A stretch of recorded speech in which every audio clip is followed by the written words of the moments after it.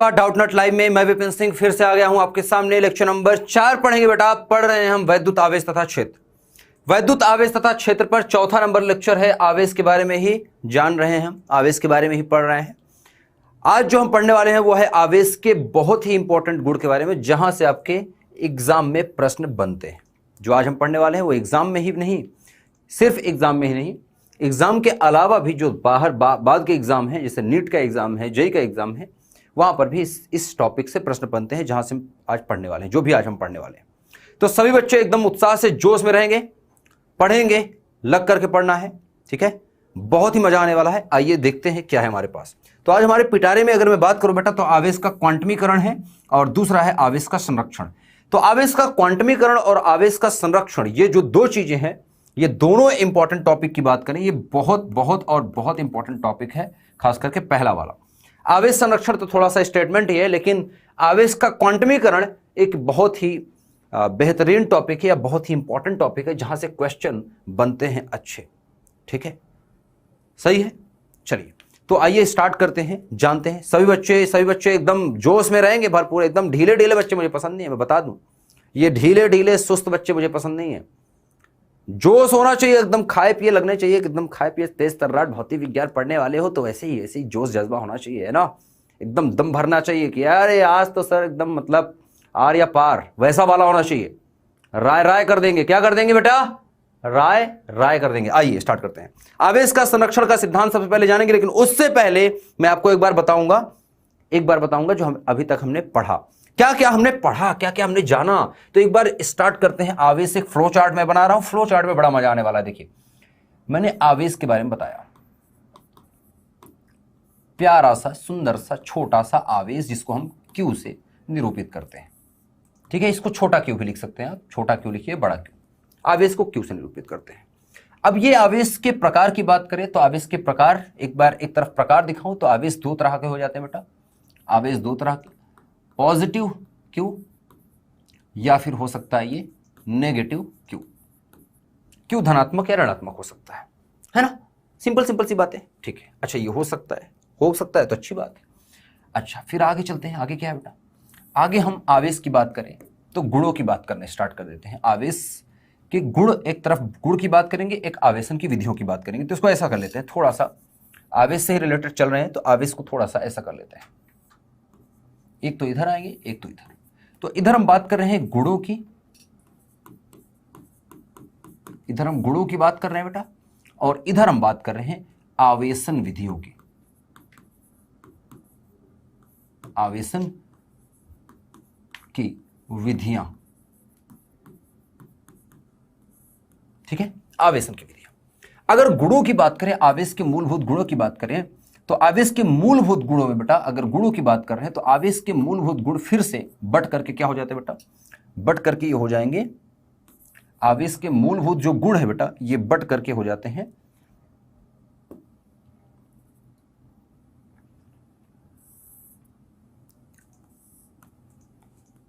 पहला गुण हो जाता है, पहला गुण क्या होता है बेटा? आवेश क्या होता है बेटा? अदिश राशि होती है, अदिश राशि होता है, ठीक है। अदिश राशि हो गया। दूसरा है संरक्षण का नियम, या नियम बाद में बात कर लेते हैं। अदिश राशि है, अदिश राशि होती है या अदिश राशि है, ये इस तरह से लिख लेते हैं, अदिश राशि है। दूसरा लिखें तो ये संरक्षण का नियम का पालन करता है, या संरक्षण का नियम का पालन छोड़ के हम बोल सकते हैं स्थानांतरित किया जा सकता है। स्थानांतरण संभव है, स्थानांतरण वाला गुण, मतलब एक वस्तु से दूसरे वस्तु पर भेजा जा सकता है, स्थानांतरण किया जा सकता है, ठीक है। तीसरा बात करते हैं यहां पर। तीसरा क्या था बेटा? तीसरा पॉइंट द्रव्यमान के साथ संबंध होता है।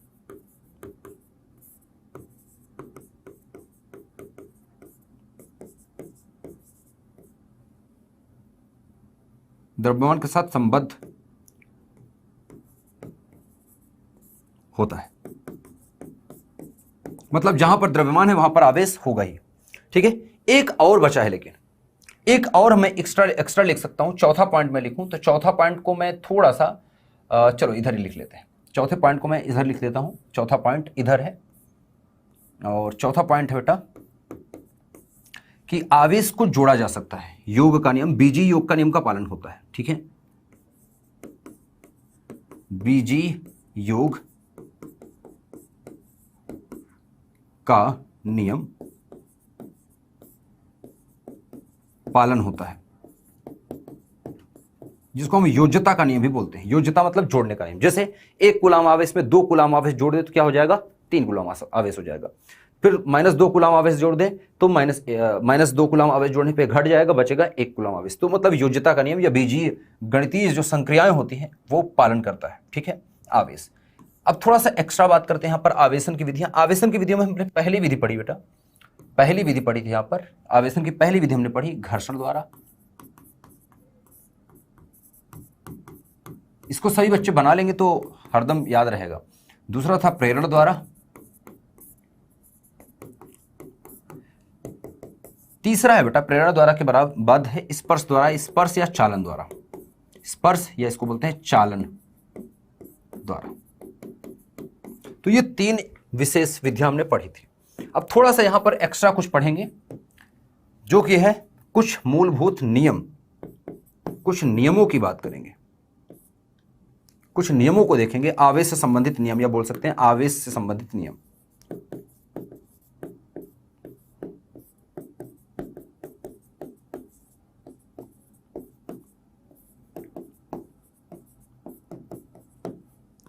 आवेश से संबंधित नियम।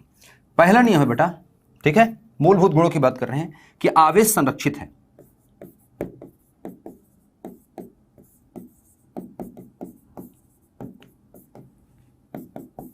आवेश क्वांटाइज है, मतलब क्वांटमीकरण।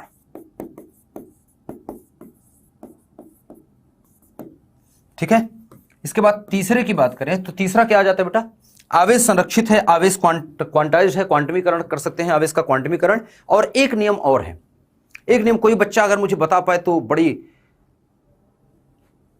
अच्छी बात होगी। अगर आप बता पाए क्या होता है, अगर आप बता पाए तो बहुत अच्छी बात है, जल्दी बताइए क्या होगा। एक और है नियम जो हम पढ़ते हैं, क्या किसी ने पढ़ा उस नियम को?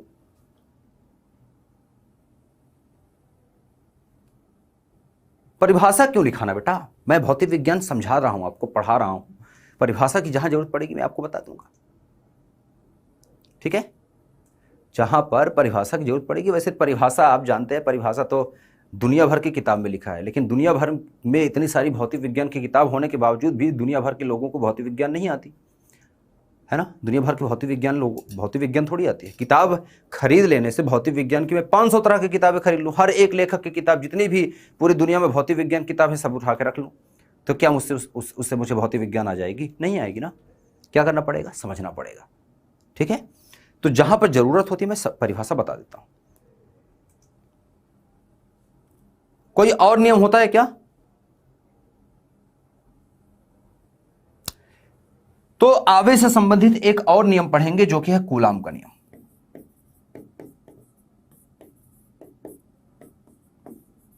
और कूलाम का नियम आएगा अपने आप में, एक अलग ही नियम है, ज्यादा मजा आएगा। ठीक है, यहां पर हम इन दोनों चीजों को डिस्कस करने वाले हैं आज की क्लास में। ठीक है, तो ये चीजें आप नोट रखें, याद रखें। आइए आगे चलते हैं। ठीक है, चलिए। आवेश संरक्षित है, इस शब्द का मतलब क्या है? आवेश संरक्षित है ये बोल रहा है, पूछ नहीं रहा है, ये कह रहा है कि आवेश संरक्षित है, या इसको हम बोल सकते हैं आवेश का संरक्षण का नियम। आवेश के संरक्षण का नियम, इसका मतलब क्या है बेटा? इसका मतलब यह है कि आवेश संरक्षित है। आवेश संरक्षित है का मतलब अगर मैं कहूं तो इसका मतलब कि हम आवेश को ना तो बना सकते हैं ना तो नष्ट कर सकते हैं। सिंपल सी बात, हम आवेश को ना तो उत्पन्न किया जा सकता है या ना तो नष्ट किया जा सकता है। सिंपल सी बात, आवेश को ना तो नष्ट किया ना ही उत्पन्न किया, ना तो उत्पन्न किया जा सकता है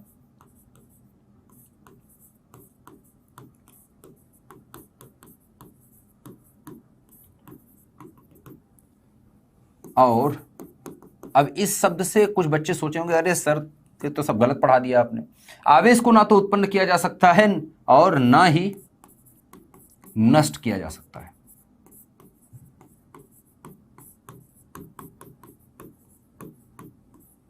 कुछ बच्चे सोच रहे होंगे सर अगर आवेश उत्पन्न नहीं किया जा सकता तो आपने आवेश कैसे आवेशित कर दिया वस्तुओं को, कैसे वस्तुओं को आवेशित कर दिया? अरे कैसे कर दिया वस्तुओं को आवेशित? वस्तुओं को आवेशित कैसे कर दिया हमने? जब आवेश को ना तो उत्पन्न कर सकते ना तो नष्ट कर सकते, तो उत्पन्न नहीं किया, नष्ट नहीं किया, तो आवेश हमने उत्पन्न नहीं किया तो आवेशित कैसे किया वस्तु को? तो बेटा केवल और केवल यहां पर नोट है, अब ये नोट पॉइंट है जो हाईलाइटेड नोट पॉइंट है। आवेश को ना तो उत्पन्न किया जा सकता है ना ही नष्ट किया जा सकता है। उत्पन्न मतलब, उत्पन्न का मतलब है बनाया जा सकता है, बनाने का अर्थ, इसका मतलब है नहीं बनाया जा सकता है। आवेश को ना तो उत्पन्न किया जा सकता है मतलब बनाने की बात कर रहे हैं, ठीक है, बनाए जाने की बात कर रहे हैं। उत्पन्न मतलब पैदा करने की बात, बनाया जाना जो होता है हम बना नहीं सकते। हमने क्या किया, हमने सिर्फ एक वस्तु से केवल आवेश को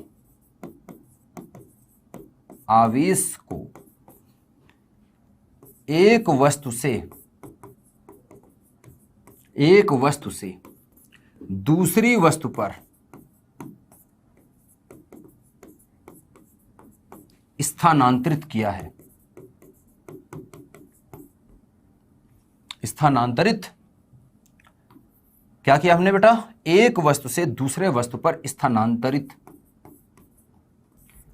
केवल आवेश को एक वस्तु से दूसरे वस्तु पर स्थानांतरित किया जा सकता है।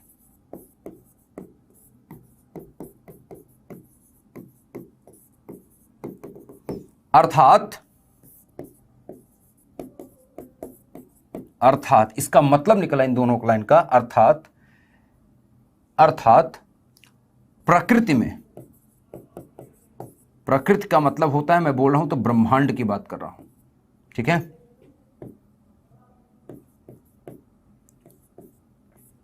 ब्रह्मांड में आवेश संरक्षित है।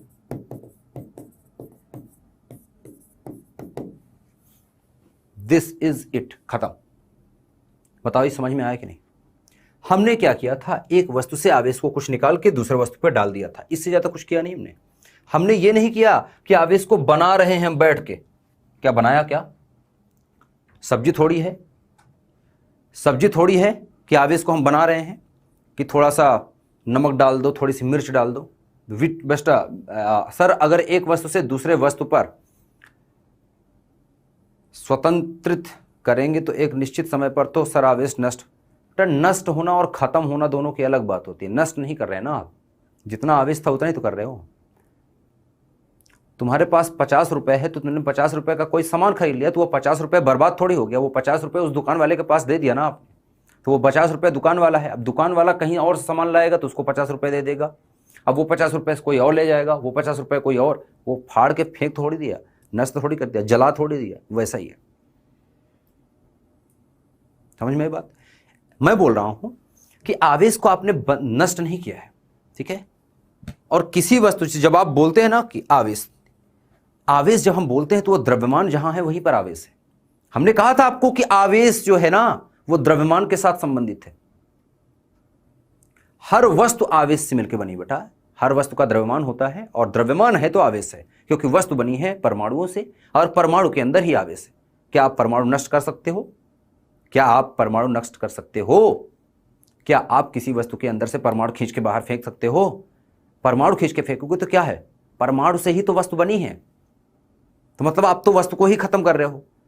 तो ये तो द्रव्यमान संरक्षण का भी नियम आ जाता है। द्रव्यमान भी संरक्षित है, ऊर्जा संरक्षित है। दुनिया में जितना ऊर्जा है, जितनी है उतनी नियत है, बस एक रूप से दूसरे रूप में बदलते हैं, है ना। वैसे ही कर रहे हैं, समझ में आई बात? वैसा ही कर रहे हैं, हम नष्ट नहीं कर रहे हैं। हम एक जगह से दूसरी जगह उसको भेज सकते हैं बस, या दूसरे जगह से उसको ला सकते हैं अपने तक, ठीक है, या उसको बांट सकते हैं आधा आधा। जिससे ज्यादा है आधा आधा कर दो, बांट दो, इधर उधर कर दो, बांट दो। तो हम क्या कर सकते हैं, आवेश को बांट सकते हैं, आवेश को नष्ट नहीं कर सकते, आवेश को एक जगह से दूसरी जगह तक स्थानांतरित कर सकते हैं। तो मतलब आवेश पूरे ब्रह्मांड में जितना है उतना फिक्स है। जब ब्रह्मांड का निर्माण हुआ, इस दुनिया की रचना हुई, उसी टाइम पर जितना आवेश था अब भी उतना ही आवेश है। समझ में आई बात? जितनी ऊर्जा उस टाइम पर थी उतना ही ऊर्जा अभी भी है। ऊर्जा संरक्षण का नियम यही हो जाता है, ऊर्जा संरक्षित है। समझ में आई बात कि नहीं? तो आप नष्ट नहीं कर रहे हैं, बस आप इसको यूज कर लेते हैं दूसरे माध्यम में, दूसरे तरह से, एक वस्तु से दूसरे वस्तु पर डाल देते हैं।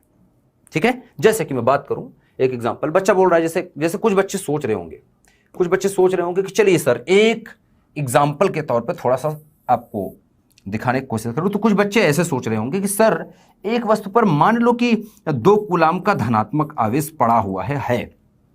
ठीक है, कहां से आया? तो कहां से आया इसका मतलब है कि कहीं ना कहीं ऐसी जरूर कोई वस्तु होगी जहां पर 2 कूलाम का आवेश की कमी की गई होगी। अगर किसी वस्तु पर 2 कूलाम एक्स्ट्रा आवेश है, इसका मतलब कहीं ना कहीं 2 कूलाम आवेश इस वस्तु से निकाल के ले जाया गया होगा। इस वस्तु पर कमी हुई है, किसकी? आवेश की। कितनी? ऋणात्मक 2 कूलाम की कमी हो गई। ऋण आवेश उठा के भाग ले गया, क्योंकि हमने बता रखा है आपको कि आवेश को स्थानांतरित हम इलेक्ट्रॉन के रूप में ही कर सकते हैं, धनात्मक आवेश के रूप में नहीं कर सकते। इलेक्ट्रॉन की कमी को हम धन आवेश बोलते हैं। अगर किसी वस्तु से हम 2 इलेक्ट्रॉन निकाल लेंगे तो उस वस्तु पर 2 इलेक्ट्रॉन के बराबर धनात्मक आवेश आएगा। हमने 2 कूलाम आवेश निकाल लिए, इस वस्तु से 2 कूलाम आवेश निकाल लिए, तो 2 कूलाम आवेश कम पड़ गया जितना पहले था। उदासीन वस्तु थी पहले, ये वस्तु उदासीन थी, और उदासीन थी तो धनात्मक ऋणात्मक बराबर थे। समझ में आई कि बात की नहीं? अरे बात समझ में आ रही है ना? पहले वस्तु धनात्मक नहीं थी, उदासीन थी, उसको धनात्मक बनाया गया है, किसी ना किसी तरीके से बनी है। हमने नहीं बनाया, हो सकता है प्रकृति में बन गया हो। कैसे हो सकता है? इससे कोई वस्तु घर्षण की हो, या कोई वस्तु इसके पास आई हो जिसके पास आवेश रहा हो, और यह इससे टकरा गई हो या टच हो गई हो, तो इसका आवेश कम या ज्यादा हो गया।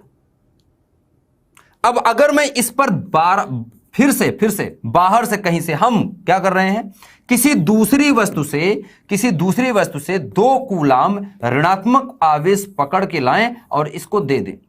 जैसे ही देंगे, इस पर कुल आवेश देखेंगे क्या हो जाएगा बेटा? Q बराबर हो जाएगा 0। 2 कूलाम पहले से था धनात्मक, अब 2 कूलाम ऋणात्मक की कमी थी जो उसको पूरा कर देगा, और ये उदासीन वस्तु बन जाएगी। अरे होगा कि नहीं? लेकिन अब जहां से निकाल रहे हैं ये वस्तु उदासीन थी, इस वस्तु से निकालेंगे तो ये वस्तु प्लस 2 कूलाम हो जाएगा। समझ में आई बात? न्यूट्रॉन की बात नहीं बेटा, न्यूट्रॉन उदासीन होता है, न्यूट्रॉन पर आवेश नहीं होता। ठीक है, इलेक्ट्रॉन पर, इलेक्ट्रॉन के रूप में। न्यूट्रॉन और प्रोटॉन नाभिक के अंदर पाए जाते हैं, और नाभिक को हम तोड़ नहीं सकते हैं। नाभिक को तोड़ने के लिए बहुत उच्च ऊर्जा की आवश्यकता होती है, और तोड़ भी देंगे तो क्या होगा? प्रोटॉन या न्यूट्रॉन जो होते हैं वो स्वतंत्र अवस्था में नहीं रह पाते जैसे कि इलेक्ट्रॉन रह पाता है। ठीक है, ये इसका मूलभूत गुण है इन कणों का, इन गुणों का ये इस तरह से इनका गुण है, ऐसे ही हैं ये। ठीक है, तो इलेक्ट्रॉन पर आवेश होता है जो कि फिक्स होता है, प्रोटॉन पर आवेश होता है जो कि फिक्स होता है, और दोनों पर बराबर होते हैं, लेकिन बस एक पर धन होता है, एक पर ऋण होता है। ठीक है, चले आगे चलते हैं। अब यहां तक समझ में आ गया कि आपको आवेश संरक्षित है, बस हम क्या कर रहे हैं, एक जगह से दूसरी जगह आवेश को ले जा रहे हैं। तो अगर मैं कुल ब्रह्मांड के आवेश की बात करूं तो वो उदासीन है। ब्रह्मांड की अगर मैं बात करूं, ब्रह्मांड को अगर देखें तो ब्रह्मांड क्या है बेटा? उदासीन है। कुल ब्रह्मांड का आवेश अगर मैं देखूं तो प्लस बराबर है ऋण के पूरे ब्रह्मांड में, अर्थात Q बराबर 0 है, कोई आवेश नहीं। पूरे ब्रह्मांड में जितने आवेश जहां जहां पर वस्तु पे हैं, सबको अगर देखा जाए एक तरफ से देखें तो 0 आएगा। उदासीन है ब्रह्मांड। ठीक है, हम किसी वस्तु पर से कम ज्यादा कर सकते हैं, अगर किसी से कम कर रहे हैं तो कहीं पर ज्यादा जरूर हो रहा होगा। ठीक है, अगर सबको जहां जहां पर ज्यादा हुआ है और जहां जहां पर कम है सबको दे दिया जाए, उतना उतना आवेश बराबर कर दिया जाए, तो अपने आप देखेंगे उदासीन होगी सभी वस्तुएं, कोई चार्ज नहीं रहेगा। बात समझ में आई क्या? तो अगर आपसे पूछा जाए कि ब्रह्मांड का आवेश कितना है तो 0 है। ब्रह्मांड का पूरा आवेश उदासीन है, क्योंकि जितने धन है उतने ही ऋण है। ये मोटा मोटी तौर पे आप बोलिए इसको, हालांकि आपको पूछा नहीं जाएगा। आगे चलते हैं, आवेश का क्वांटीकरण देखेंगे। आवेश का क्वांटीकरण बहुत ही इंपॉर्टेंट है। पहली बात तो ये शब्द ही है क्वांटीकरण, जो कि आपको समझ में नहीं आएगा। क्वांटीकरण या क्वांटमीकरण कहते हैं। अब ये शब्द ही आपको, हाँ मास होता है बेटा, लेकिन चार्ज नहीं होता, क्योंकि वो देखो मास कण की, हम वस्तु की बात की है कि जिस वस्तु का द्रव्यमान होगा उस वस्तु पर क्या होगा बेटा, उस वस्तु पर आवेश जरूर होगा। हमने ये नहीं कहा कि जिस कण पर आवेश, जिस कण का द्रव्यमान होगा उस कण का भी आवेश होगा, ये मैंने नहीं कहा कभी। मैंने कहा कि किसी वस्तु का अगर द्रव्यमान है, अगर कोई वस्तु है वस्तु, तो वो परमाणु से मिलकर बनेगी, और परमाणु के अंदर अपने आप इलेक्ट्रॉन और न्यूट्रॉन और प्रोटॉन हो जाते हैं। तो हम कण की बात नहीं कर रहे हैं, हम वस्तु की बात कर रहे हैं, पदार्थ की बात कर रहे हैं। समझ में आई बात? चलिए, आवेश का क्वांटीकरण, समझ में आई बात? आवेश का क्वांटमीकरण बेटा, आवेश का क्वांटमीकरण का मतलब क्या है? लड्डू देखा है आपने, बूंदी का लड्डू? बूंदी का लड्डू देखा है? बूंदी का लड्डू जिसमें हम बूंद बूंद बूंद बूंद छोटे छोटे छोटे छोटे बेसन के बूंद होते हैं और इससे मिल करके एक लड्डू बना होता है। अरे लड्डू देखे हो ना, बेसन का लड्डू इस तरह से बनाया जाता है, मीठा मीठा सा खाने को मिलता है, देखा है ना? बूंदी के लड्डू, बूंदी वाले लड्डू देखे हैं, खाए हुए होंगे, मीठा आता है, आया है ना? अब इस बूंदी के लड्डू से अगर एक एक बूंदी के छोटे छोटे कणों को निकाल दें, कि जो बूंदी का लड्डू है, इस लड्डू में से मैं क्या करूं, एक एक जो ये बेसन के जो छोटे छोटे बूंद हैं, बूंदी जिसको हम बोलते हैं, अगर एक एक निकालते चले जाएं तो क्या होगा? अगर मैं एक एक करके एक एक बूंदी को बाहर फेंकता चला जाऊं, ऐसे लड्डू ले लूं और एक एक जो उसके छोटे छोटे जो गोले गोले जो बूंद हैं, जिसको हम बेसन का बना हुआ देखते हैं, उसको अगर निकाल निकाल कर फेंकता रहूं तो क्या होगा? क्या होगा बेटा? लड्डू खत्म हो जाएगा। हो जाएगा कि नहीं? लड्डू क्या हो जाएगा? खत्म हो जाएगा। खत्म हो जाएगा ना? कैसे हो जाए? कैसे हो गया खत्म? एक एक हमने बूंद निकाल के फेंक दिया, ठीक है? तो लड्डू का आकार छोटा होता चला जाएगा। सिंपल सी बात है। तो जो एक बूंद है ना, वो एक आवेश की तरह है, समझिए, वो आवेश की तरह है, उसको हम आवेश की तरह हम समझने वाले हैं। तो ये बूंद का लड्डू आप दिमाग में रखें। अब क्वांटमीकरण को समझिए। क्वांटमीकरण कहता है कि पूरी दुनिया में जो आवेश है, जैसे कि मैंने आपको, ये क्वांटमीकरण को समझने के लिए थोड़ा सा आवेश का स्थानांतरण को आपको समझना पड़ेगा। मैंने आपको एक चीज बता रखा है, मैंने आपको एक चीज काफी सही तरीके से और लंबा समय देके एक चीज बताया है आपको, कि अगर दो वस्तुएं हैं, एक वस्तु ए है, एक वस्तु बी है। ए वस्तु से अगर मैं आवेश को उठा के बी पे ले जा रहा हूं, तो किस रूप में ले जा सकता हूं बेटा? इलेक्ट्रॉन के रूप में। जैसे मैं इस पर से एक इलेक्ट्रॉन को ले जाऊंगा, तो एक इलेक्ट्रॉन को अगर ले जा रहा हूं तो यहां पर क्या होगा बेटा? एक इलेक्ट्रॉन को ले जा रहा हूं तो यहां पर एक इलेक्ट्रॉन की कमी हो गई, यहां पर एक इलेक्ट्रॉन की अधिकता हो जाएगी। मतलब ये धनात्मक बन जाएगा। ये जब पहले ले गए तो ये हो गया, इस पर प्लस एक इलेक्ट्रॉन के बराबर आवेश आ जाएगा, धनात्मक एक इलेक्ट्रॉन के बराबर आवेश, इस पर ऋणात्मक एक इलेक्ट्रॉन के बराबर आवेश इस पर आ जाएगा बेटा। अगर एक और लेके चला जाऊं, दो लेके जाऊंगा तो इस पर प्लस एक और बढ़ जाएगा, एक इलेक्ट्रॉन और निकाल दिया तो एक इलेक्ट्रॉन इस पर और अधिक हो गया, ठीक है? इस पर एक इलेक्ट्रॉन की कमी होती चली जा रही है, इसमें एक इलेक्ट्रॉन की अधिकता होती चली जा रही है। निकालते चले जा रहे हैं। तो हम किस रूप में निकाल रहे हैं? इलेक्ट्रॉन के रूप में। तो आवेश का स्थानांतरण किस रूप में संभव है बेटा? इलेक्ट्रॉन के रूप में। अब इलेक्ट्रॉन का अगर मैं देखूं आवेश, तो इलेक्ट्रॉन का आवेश कितना होता है? ध्यान से देखो, इलेक्ट्रॉन का आवेश कितना होता है बेटा? ऋणात्मक का होता है 1.6 गुणे 10 की घात -19। ध्यान से देखना सभी बच्चे, बहुत इंपॉर्टेंट चीज बता रहा हूं, अभी समझ में नहीं आएगा, अभी पल्ले पड़ेगा नहीं। अगर नजर हटी तो दुर्घटना घटी, फिर पूरे चैप्टर में समझ में नहीं आएगा। नजर हटी दुर्घटना घटी। इलेक्ट्रॉन पर आवेश है ऋणात्मक का 1.6 गुणे 10 की घात -1 कूलम। वास्तव में यह तरीका लिखने का सही नहीं है। वास्तव में मुझे बोलना चाहिए कि यहां पर ऋण ऋण ऋण होगा, यहां पर धन धन धन होगा।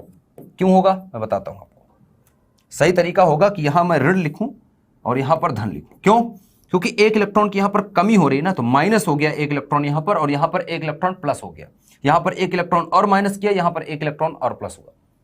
तो अपने आप देखिए, तो इसमें जब प्लस माइनस इसका इलेक्ट्रॉन का आवेश लिखेंगे तो ये ऋणात्मक पहले से लगा है ना, तो इस पर ऋणात्मक आ जाएगा और इसमें ऋण ऋण जुड़ के कितना हो जाएगा? प्लस हो जाएगा। तो ये धनात्मक बन जाएगी, ये ऋणात्मक। ठीक है, अब मैं दिखाऊं अगर, तो इलेक्ट्रॉन पर आवेश देखिए, आप ध्यान से सुनिएगा मेरी बात। इलेक्ट्रॉन पर एक आवेश, एक इलेक्ट्रॉन को अगर एक इलेक्ट्रॉन के यहां से यहां ले गए तो आवेश में कमी कितनी आई। मैं चिन्ह की बात नहीं कर रहा हूं, चिन्ह को इसको इस तरह समझो कि अगर एक वस्तु से, जैसे मैं बात कर रहा हूं कि एक वस्तु ए है, एक वस्तु बी है, ठीक है, एक वस्तु बी है। ध्यान से सुनना मेरी बात, ध्यान से सुना, इधर ध्यान नहीं दिए तो खत्म। मैं बोल रहा हूं कि एक इलेक्ट्रॉन को लेके गया, इस पे आई एक इलेक्ट्रॉन की कमी, ऋणात्मक हो गया, एक इलेक्ट्रॉन कम हो गया। ये क्या बता रहा है, ये ऋणात्मक चिन्ह बता रहा है कमी, और ये क्या है, एक इलेक्ट्रॉन की, एक इलेक्ट्रॉन की कमी कितनी हुई, एक इलेक्ट्रॉन की। यहां पर रखा गया तो यहां पर क्या हुआ, प्लस हो गया एक इलेक्ट्रॉन। इसका मतलब क्या है, ये प्लस चिन्ह क्या बता रहा है बेटा, ये प्लस चिन्ह बता रहा है, ये प्लस चिन्ह बता रहा है बढ़ोतरी। बढ़ोतरी किसकी, किसकी बेटा, एक इलेक्ट्रॉन की।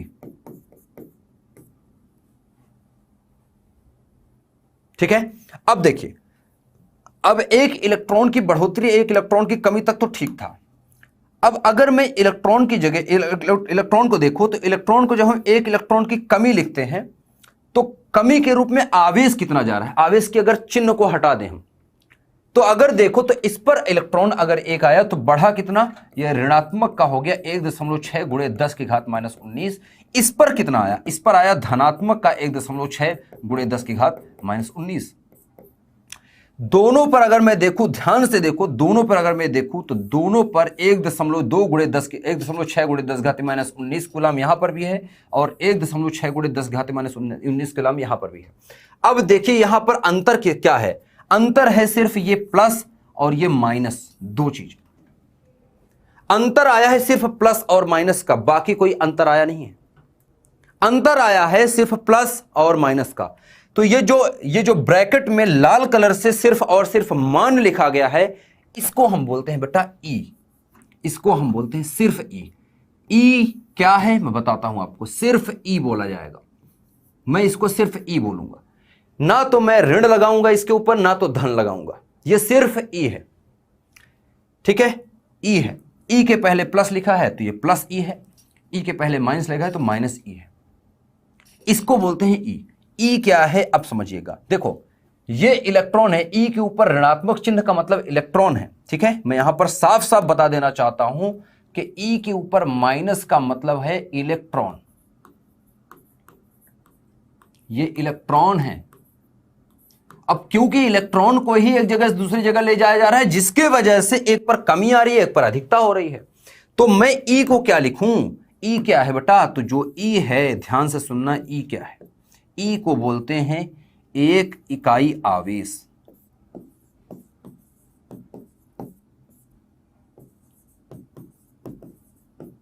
आवेश जिसके रूप में आवेश को एक जगह से दूसरी जगह ले जाया जा रहा है। अब मैं अगर इलेक्ट्रॉन ना भी बोलूं तो कोई फर्क नहीं पड़ेगा, मैं इतना बोल सकता हूं कि एक इकाई आवेश यहां से उठा के यहां डाल दिया, मतलब एक इकाई का मतलब कितना है, ई का मान कितना है, तो ई जो है ये बराबर है 1.6 गुणे 10 की घात -19 कूलम है। आवेश वही, लेकिन बस चिन्ह नहीं लगा है।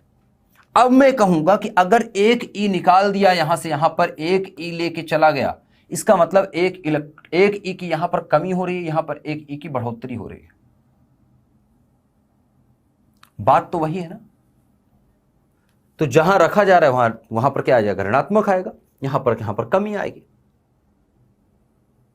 तो कुल मिला के है तो इलेक्ट्रॉन ही, लेकिन हम मान सिर्फ देखेंगे, जो ये परिमाण है वो क्या है, वो ई है, उसको ई बोलेंगे, इकाई आवेश या मूल आवेश बोलेंगे, क्योंकि इसे इतना ही, क्योंकि न्यूनतम आवेश यही है जो एक वस्तु से दूसरे वस्तु पर आप ले जा सकते हैं।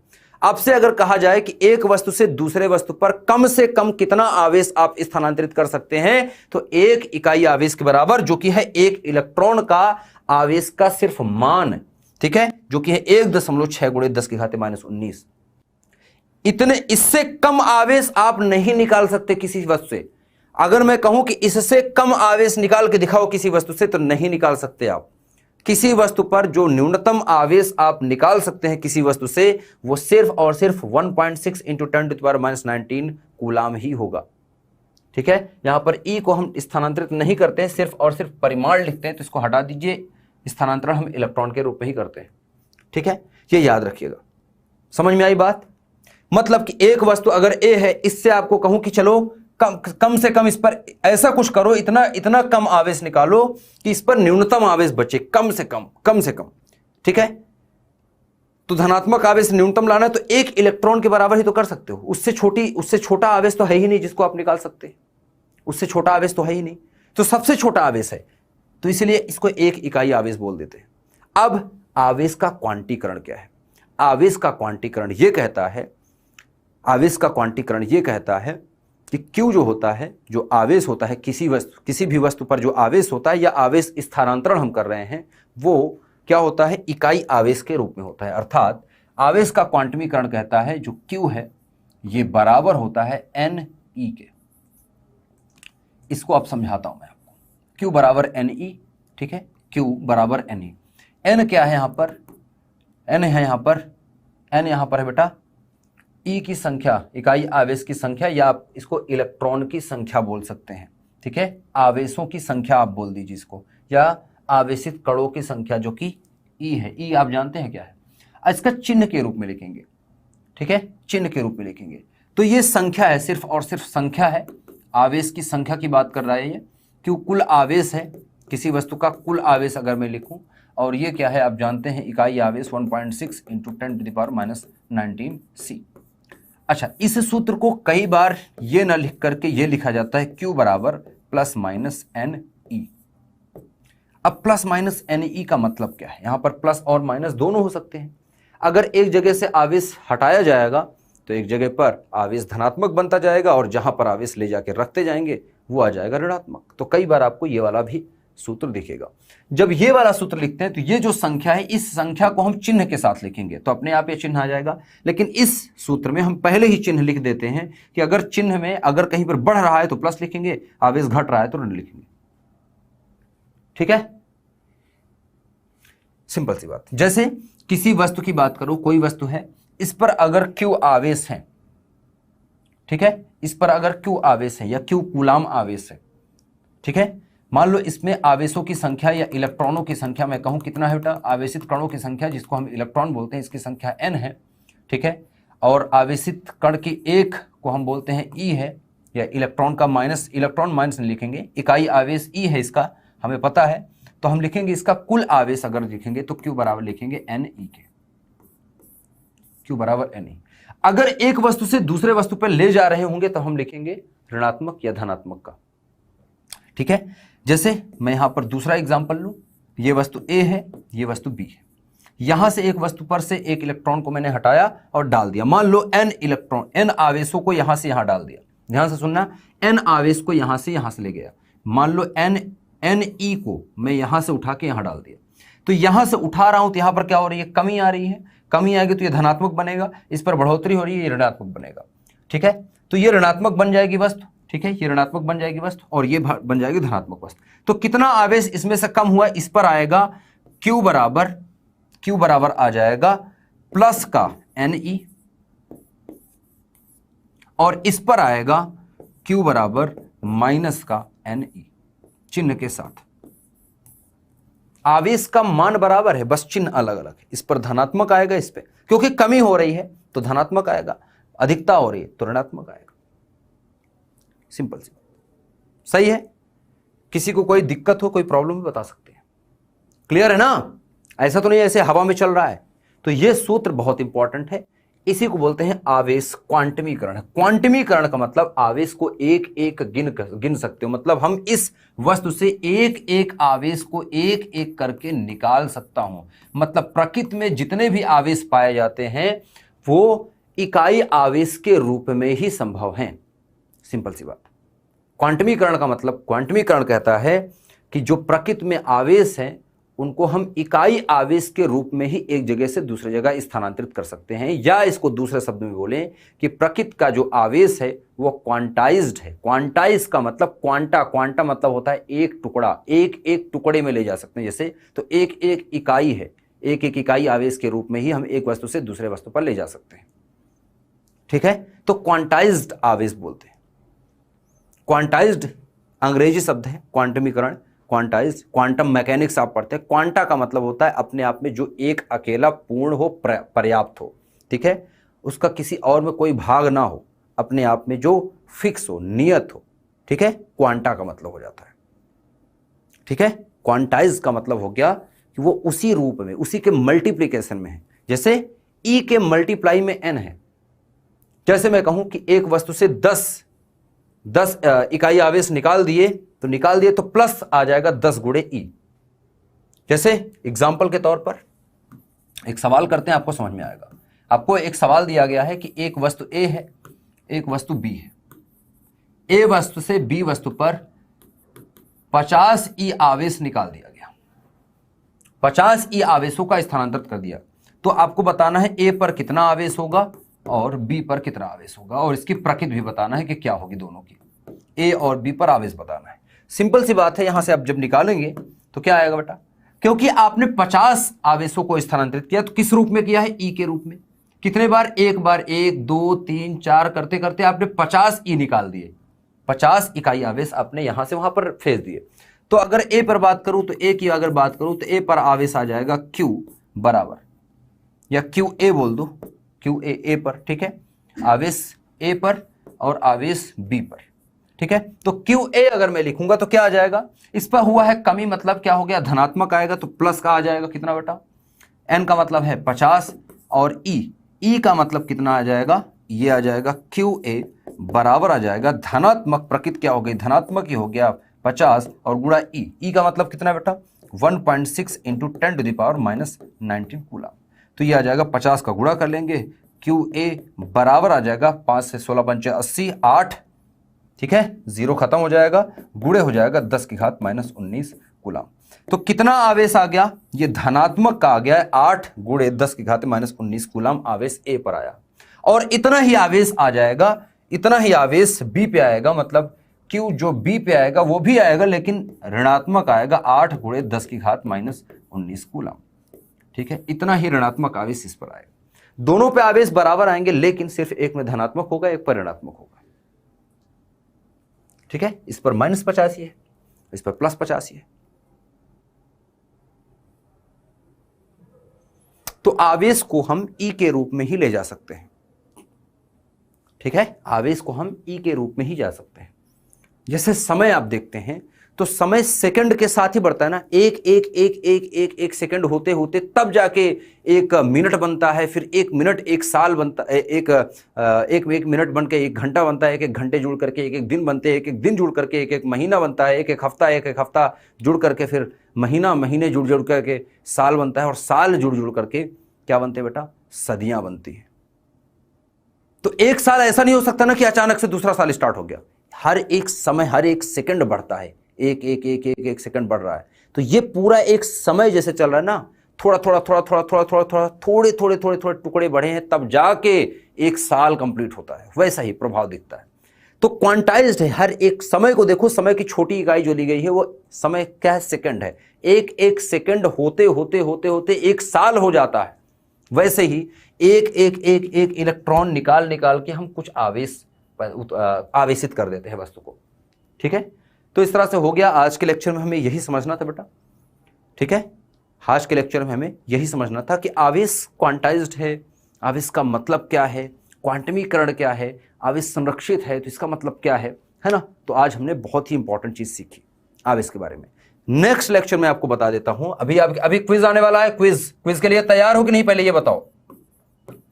नेक्स्ट क्लास जो होगी बेटा, नेक्स्ट क्लास जो है आपकी वो है कूलाम का नियम। कल हम सीखेंगे कूलाम का नियम।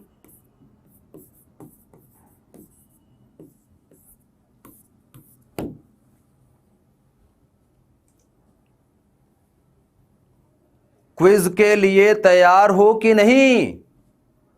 फिर से पूछना पड़ेगा क्या? अरे फिर जोश खत्म हो रहा है, बच्चे बहुत धीमे हो गए मेरे बच्चे, जोश लाओ जोश लाओ। रेडी है ना? बिल्कुल रेडी। ऐसे ही जोश से एकदम भरपूर। मेरे बच्चे इतने ढीले ढीले नहीं होते बेटा, एकदम तेज तर्राट होते हैं भौतिक विज्ञान पढ़ने वाले बच्चे, एकदम है ना, जोश भरा होता है। नहीं होता तब भी कहते हैं अरे जी सर तैयार हैं आप, बस क्विज लाइए तो सही, आंसर तो हम बताएंगे।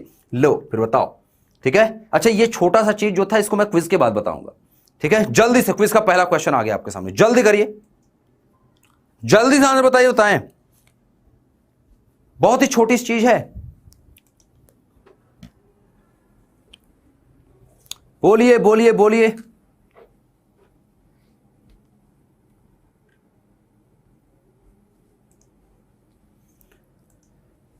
बताइए बच्चे, बताइए बताइए बताइए बताइए।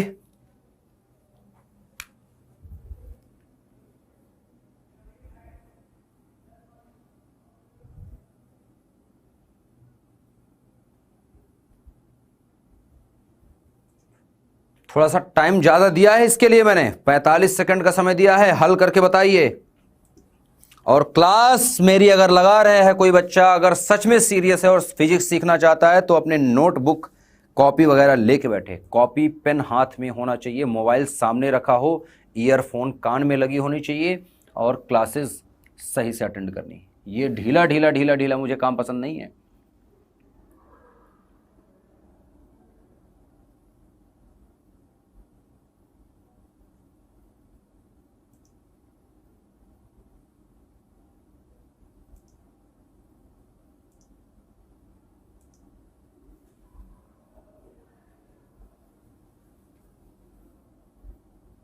हो गया दूसरा क्वेश्चन। इस तरह का क्वेश्चन कल किया था, आपको बताया था, लेकिन कल हमने दूसरे तरीके से इस क्वेश्चन को किया था, एक नियम से। आज हम इसी क्वेश्चन को करने वाले हैं बेटा, आज इसी क्वेश्चन को हम करने वाले हैं क्वांटमीकरण से। हो गया? आ जाओ देखते हैं फटाफट से आंसर, ठीक है, आ जाओ आंसर देखते हैं। पहले क्वेश्चन की बात करेंगे बेटा। पहला क्वेश्चन है कि 8 कूलाम ऋण आवेश में विद्यमान इलेक्ट्रॉनों की संख्या कितनी है? तो मैं पहले ही आंसर बता दूं, आंसर ए है। क्यों, कैसे, कहां से, कैसे आया? तो देखो हम जानते हैं 8 कूलाम, Q बराबर NE, सिंपल सी बात है ना बेटा, Q बराबर NE। अब Q का मान कितना है बेटा? Q का मान कितना है? Q बराबर 8 कूलाम कह रहा है। ऋण आवेश, ऋण का मतलब है नेगेटिव, ऋण का मतलब है ऋणात्मक आवेश। हमें तो संख्या निकालना है, तो क्यों ऋणात्मक तो छोड़ दो, तो ऋण आवेश ही आएंगे। तो क्यू का मतलब है 8 कूलाम बराबर है n e, e को नीचे भेज देते हैं, या e यहां पर आप जानते हैं क्या होता है, तो यहां से n बराबर निकालेंगे तो हो जाएगा 8 बटा e। e का मतलब आप जानते हैं 8 बटा 1.6 गुणे 10 की घात -19। इसको हल करेंगे तो ये हो जाएगा 8 बटा 16, या इसको 1.6 लिख लो और गुणे में 10 की घात +19 हो जाएगा। इसको ऐसा करो कि दशमलव हटाना है तो इसको 80 बटा 16 लिख लो और गुणे 10 की घात +19 लिख लो, ठीक है। 10 से ऊपर नीचे भाग दे दिया और गुणा कर दिया ऊपर नीचे, तो 16 एकम 16, 16 पंचे 80, 5 गुणे 10 की घात +19 कूलाम। अरे बात समझ में आई क्या? सही है ना? ये लगाओ ना, क्या दिक्कत है? सही है। चलिए अगला दिखाता हूं इसी का।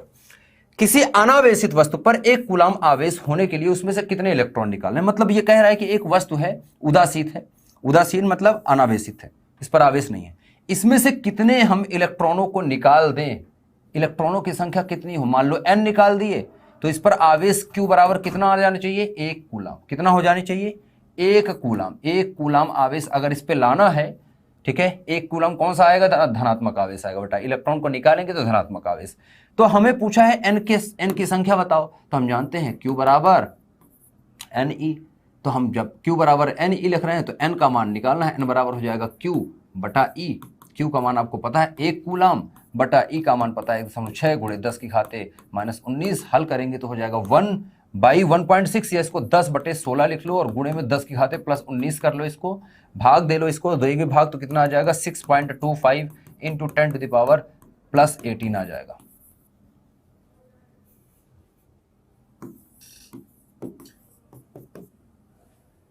राय हो गया बेटा। क्या हो गया? राय हो गया कि नहीं हुआ ना? समझ में आया? नहीं समझ में आया? अरे ऐसे ही मजा आएगा, रोज पढ़ेंगे थोड़ा थोड़ा थोड़ा थोड़ा। ठीक है, तो मजेदार तरीके से सीखना है, पढ़ना है, सीखते हुए चलेंगे। बहुत ज्यादा मैं नहीं सिखा रहा हूं क्योंकि अभी क्लासेस स्टार्ट हुई हैं, तो थोड़ा थोड़ा थोड़ा थोड़ा करके हम पढ़ रहे हैं। आगे हम और चीजें हम पढ़ना स्टार्ट कर देंगे। तो आज के लेक्चर में यहीं तक रोकेंगे बेटा। ठीक है, नेक्स्ट लेक्चर में हम आपको सिखाएंगे कूलाम का नियम क्या होता है। तो मिलेंगे नेक्स्ट लेक्चर में।